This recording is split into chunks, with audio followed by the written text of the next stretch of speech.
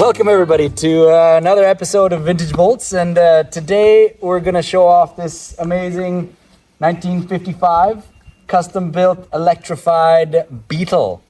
This is basically more of what Vintage Bolts, what we do actually. We'll take an original car and try to keep it as original, unlike the T-Zon. You can check out the video of that on the previous episode. This is just simply, we take out the gas motor, we take out the gas tank, and we put in an electric drive train. The other thing that's different about it is a lot of the modern vehicles, we put an electric drivetrain, so we put in a motor with a gearbox all together and the axles go straight out from the motor. This one is done even more old school. It is, originally it was an air-cooled, and today it's still an air-cooled Beetle. It is air-cooled motor, it is air-cooled charging, it still has its gearbox, so you have 4 speeds. And when you check out the interior, it is 100% original, minus the plaid door cards I put on and the stereo system I added in. But the dashboard is that beautiful metal dashboard. So we'll move around and check out a little bit more. All right, so because this is a 1955 oval, they didn't actually have a gas cap because you had to open the front lid to get to the gas tank, take off a huge gas cap and pour in the gas there. So instead of putting our charge port into the gas cap as we like to do, we did a little something different, or we just put it underneath the license plate. And so you lift that up and off you go. Nice Type 2 plug and all your bits and pieces right there. Easy, you don't have to open anything up. So now to the meat and potatoes of the show, really, is how has the engine been rebuilt? Yeah, here it is. So I love copper, I love steampunk. So instead of the old cardboard stuff, I put in copper plates. Yes, it's heavier, but it's lovely. So, and then this has a very simple system. It doesn't have, as I said, it's not water cooled. So it has air cooled chargers. And it's 3-phase, and in this case, it's just 3.3 kilowatt chargers working together. Phase 1, Phase 2, Phase 3. And then this conversion uses another bit of a different system where the motor is below here, and then on top of this is the DC-DC converter, the controller, everything all together in this box. Then we have the high voltage fuse breaker, and then we have 2 of these black compressors. That's for the air suspension, which we take lines all the way to the front. And lastly, we have a little current sensor that senses the current for the whole system. So again, still quite simple, but very nice, I think. All right, so everybody asks me, can you drive it around when it's this low? Well, you can, but this other bits or other thing that we did to this Beetle, it has full custom air suspension and custom designed wheels. So I designed them, but it's the Limebug who built them for us with the air suspension. And so this is why it looks so low. It also has 4-wheel disc brakes, Willwood disc brakes that are also customly built for us for this conversion.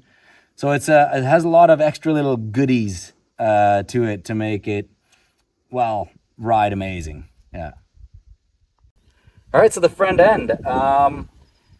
This is where the gas tank used to sit, and now it's been replaced by the battery box. So half of the batteries, 22 kilowatt hours, are in the front, and 22 are in the back behind the rear seat.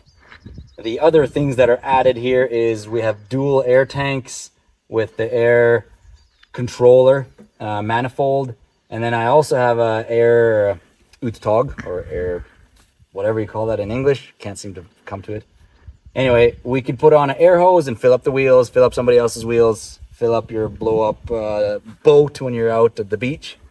And then, of course, we have a lovely old leather bag that has our charging cables, and all this suspension stuff is done by Limebug, so that's why they're there.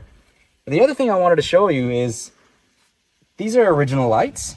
But inside, we just changed out all the bulbs, so we have full-on LED lighting all around, and so it's upgraded to basically be able to use it in modern times, and you can see very well, but it still all looks original, and that was really important in this build. So now we're gonna move underneath the car and check out what it looks like, how this conversion looks different when we're using the old gearbox. So now we're underneath the car, and as I said before, this is our daily driver, so it's a bit dirty. But what I wanted to show you under here is actually the difference of this conversion, and that is, this is a Hyper 9 drive unit with a conversion plate that's added onto the gearbox. So this is all original Beetle with the gearbox, so it still retains its shift, so you have 4 gears, and the addition that we did to this car as a show car for us is, you know, we have custom brakes, custom wheels, and the whole air suspension under here. So this is all, I've worked with Linebug, and they've made this Revolution style air suspension, which works really awesome.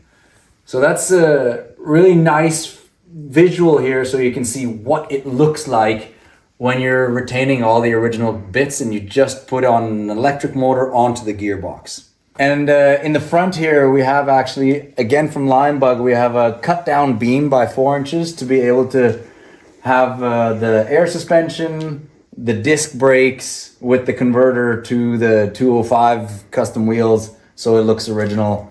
But yeah, it's really makes this thing ride like it's on rails. All right, so this is the interior, and we've kept everything original. The only addition here truly is the phone holder, and otherwise, I mean, you have the original speedo, the original dials. I have a little bit funny, but I have a tiny little screen for the DSP, so digital sound processing unit. So to have a really nice sound system, this one is amazing.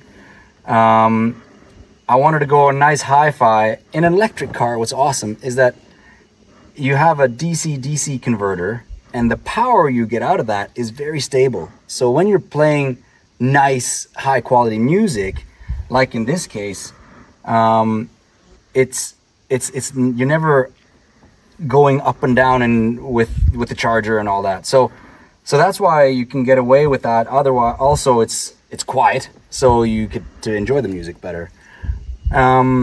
Now the door cards, I love plaid, so we did that. We had a local woodmaker in town make these door handles. To each their own. Some love it, some hate it. I love it, and I get to drive it, so that's the most important for me. And another reason we could get away with having completely original dash is because the phone is what we use today most, becomes key. There's a Bluetooth connection to the BMS and to the motor controller, and that's all in the phone. So you have your music on the phone, you have your maps on the phone, and also you can see all the detail about the car on the phone. So really, you take that away and you have a fully original 1955 Beetle, yet all the upgraded bits are just in there. And I think that's what's fantastic about this type of build. So speaking of hi-fi, basically, you have a full-on twin 10-inch subwoofers, really nice. All the stuff is kind of shown back there. So yeah, the car doesn't look completely original inside, but it is pretty amazing. This is, because you can play the stereo for a few days on end, it's like really a boombox on wheels. All right, so that is the car in a nutshell. Actually, outside a nutshell. And now we're going to show you some really fun video clips. Last year I had this car in the Austrian Alps with my brother and a bunch of Volkswagen fanatics. And so we'll show you a bunch of videos from that. One particular interesting note there is you see us going up really big hills. And basically we went from the bottom of the valleys up to the top of the mountain. which was over, 1,500 meter elevation change. And what was awesome about that is that we recouped over 60% of the energy we took to get up. We recouped all on the way down. So that was super fun to actually really experience in this car. Follow along. End of summer and fall, there's going to be lots of exciting videos like the Porsche 911 we're working on right now, and many other projects to come.